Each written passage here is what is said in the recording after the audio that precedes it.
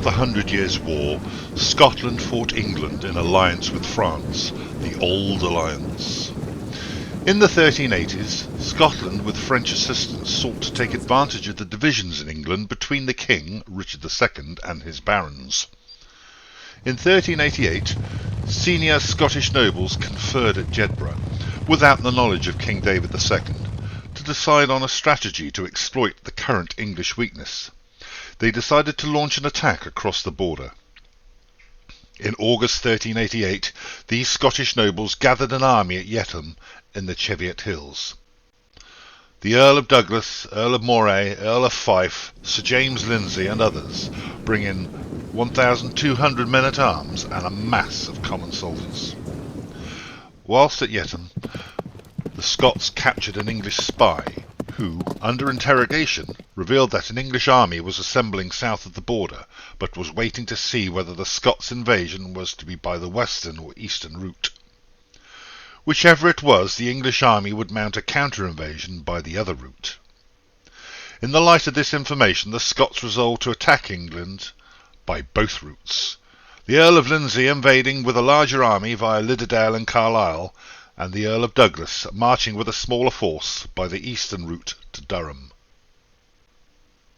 Douglas marched to Durham without pausing to ravage the countryside, which was the usual practice in border warfare, and turned north to head for the border. Douglas's army passed Newcastle, where the English garrison was commanded by Sir Henry Percy, Earl of Northumberland, nicknamed Hotspur. Douglas and Hotspur met in single combat. Douglas overcame Hotspur and took his lance and pennon. Before he rode off, Douglas challenged Hotspur to recover his lance from outside Douglas's tent in the Scots encampment. The Scots army continued its march to the border and encamped, expecting the English army to attack and Hotspur to attempt to recover his lance. However, the directions of the senior English commanders were that Hotspur should not attack, as they believed the entire Scots army was present, and these considerably outnumbered Hotspur's force. After waiting for Hotspur to make his attack, Douglas continued his march to the Scotch border. Douglas stormed and destroyed the castle at Pontland before marching on to Otterburn in Redesdale, where he intended to attack the castle. The Scots camped near the River Reed, with a marsh on one side and a forested hill on the other. It is difficult to establish the sizes of the two armies. Grant gives the size of the Scots army led by Douglas as 300 men-at-arms and 2,000 infantry. The English army led by Percy comprised the garrison of Newcastle. Grant states that the garrison was to send to attack Douglas in the field. Knights increasingly wore steel-plate armour with visored helmets. Their weapons were lance, shield and sword, various forms of mace or club and dagger. Many carried two-handed swords in battle. Each knight wore his coat of arms on his surcoat and shield. English archers carried a powerful bow. For hand-to-hand combat, archers carried swords, daggers, hatchets and warhammers. They wore jackets and loose hose. Archers' headgear was a skullcap, either of boiled leather or wickerwork ribbed with a steel frame. The Scottish infantry were largely peasants armed with spears and whatever cutting or striking implements were available to them. The Scots began their attack on Otterburn Castle before retiring to their camp for the night. Hotspur, now with the knowledge that Douglas's force was a small detachment from the main Scottish army, hurried to overtake Douglas with his force of men-at-arms and foot soldiers.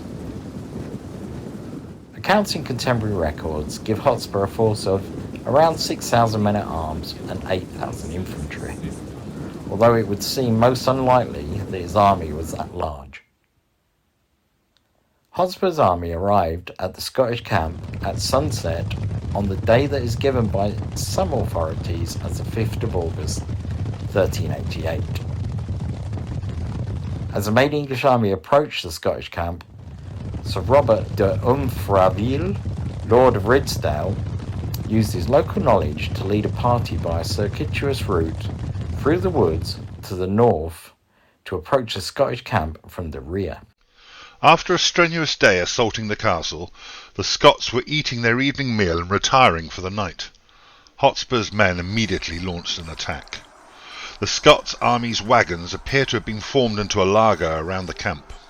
Defended by the camp followers, these wagons delayed the English attack sufficiently for the Scots knights and men-at-arms to rearm, at least partially, before entering the battle. Douglas and Moray are said to have fought through the battle without helmets.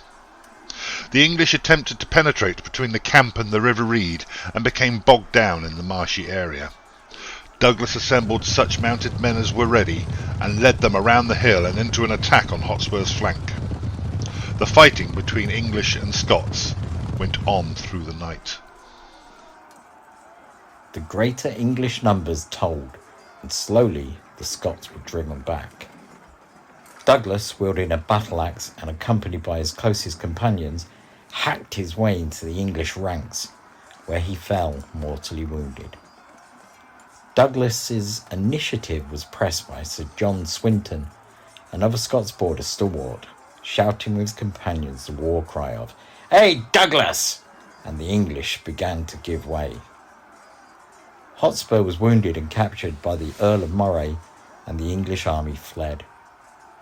While the main battle was taking place, to the east of the Scottish camp, de Umfraville's party is believed to have ransacked the camp and then retired by the route they had come, taking no actual part in the battle. It is believed that the only Scots of quality to have fallen in the battle, in addition to the Earl of Douglas, were Sir Robert Heriot, Sir John Turries of Inverleith, and Sir William London. From the English army, Hotspur's brother Sir Ralph Percy, Sir Ralph Langley, the Seneschal of York, Sir Robert Langley, Sir Robert Ogle, Sir John Lilburne, Sir John Copeland, Sir Thomas Walsingham, Sir John Felton, Sir Thomas Abingdon, and half the chivalry of the Northern Shires were captured. It is said that 1,800 English men-at-arms were killed in the battle and 1,000 captured.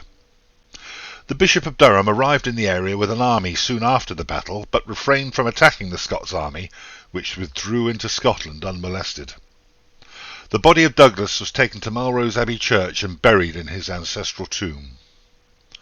While the smaller Scots army was conducting the successful campaign in the eastern counties of northern England, the main Scots army ravaged the English countryside in the west. It was reported that the chivalry of the Western army was deeply jealous of the sums received for the ransom of the English prisoners taken at Otterburn. Froissart puts the sum for these ransoms at 200,000 francs.